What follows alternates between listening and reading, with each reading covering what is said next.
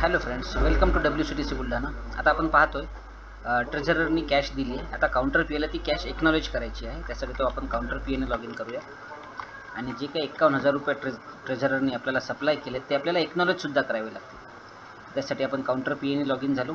पुन्हा आपल्या booking operations, booking solutions आणि काउंटर ऑपरेशन्सचा जो काही टॅब आहे, जे काही कार्ड्स आहे त्या कार्ड्समध्ये आपण गेलो. या ठिकाणी पुन्हा रिक्वेस्ट कॅशमध्ये आपल्याला जायचं आहे आणि आता आपण जर का पाहू शकत असाल तर या ठिकाणी आता आपण चौथ्या नंबरचं जे काही ऑप्शन्स आहे, acknowledge cash received from treasury, याला आपल्याला क्लिक करायचं आहे. जसंही आपण याला क्लिक करू या ठिकाणी आतापर्यंत आपण जेवढ्या काही डिमांड्स केलेल्या आहेत त्या डिमांड्स आपल्याला या ठिकाणी दिसतील. सगळ्यात शेवटची आपली डिमांड आहे ही 51,000 रुपये.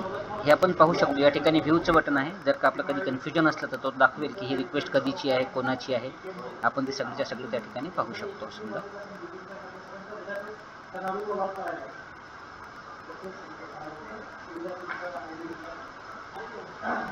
इथे जसे आपण ती कॅश आहे ती जशी आपण रिसीव करू, एक्नॉलेज करू, तर अशा पद्धतीने ही जी एंट्री आहे या ठिकाणाहून निघून जाईल आणि ती जी कॅश आहे ती त्या काउंटर पी एला या ठिकाणी त्याने एक्नॉलेज केली असा त्याचा अर्थ होईल.